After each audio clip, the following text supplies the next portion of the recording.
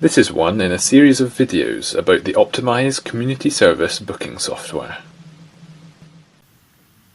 In this video, we will go into more detail about OPTiMiSe's settings. These include a few things that can be set up when you first start using OPTiMiSe. As usual, we get to this page by opening the Admin menu on the OPTiMiSe menu bar and selecting Settings. This page opens in the General tab. The first section of this covers information about your organisation, which can be edited by pressing the Edit button next to the section. You don't have to fill in any of these areas, but doing so will make OPTiMiSe more useful to your organisation. Filling in the Name area with your organisation's name will put that name onto any emails or reports sent from or created in OPTiMiSe.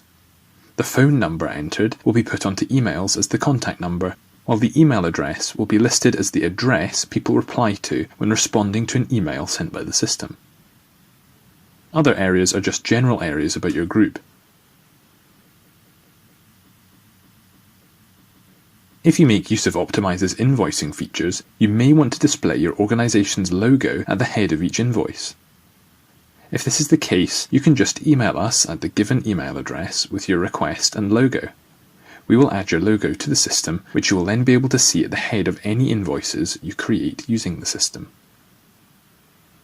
Whatever text you enter in the invoice note area will be added onto any invoices you download or print from the system.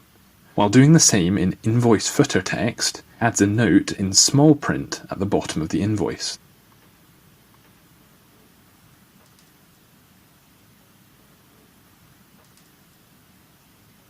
This next area is just asking you whether you want to include a tearaway marking and a payment area on your invoices.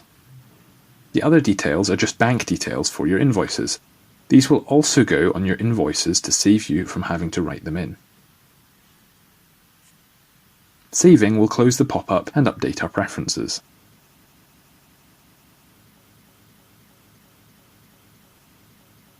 The next section is titled Bookings. Editing this section, there is only one area that needs our attention.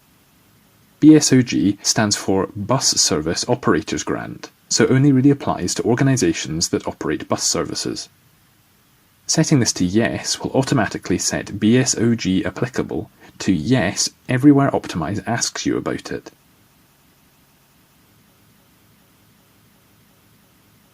The opposite is true if I select No. Selecting None just leaves it to be set manually on each occasion it is found. Saving and editing the driver section brings up a pop-up with a special feature. We cover giving drivers a user login to the system in a previous video. This pop-up can allow them to adopt their own bookings if you want them to. This means that when they log into the system, rather than just seeing their own bookings, they can also see any other bookings that have not been assigned to a helper yet.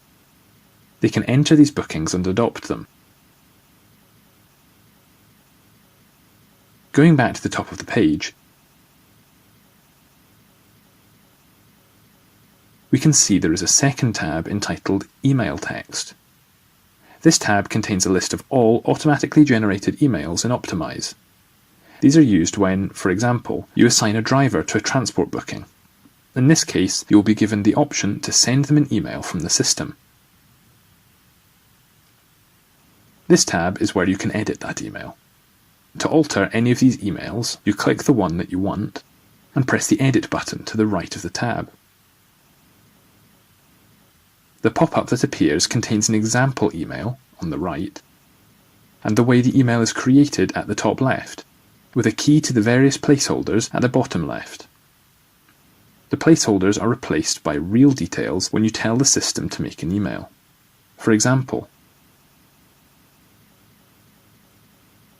helper.forename is replaced by the helper's name, as in the example here, while the CTO.name is replaced by the name of your organisation, in this case, OPTiMiSe Demo. Using these terms and the area at the top left, you are able to personalise these emails until you are happy about sending them to your helpers. Now you know about some of the ways we can further personalize OPTiMiSe to the way your organization functions.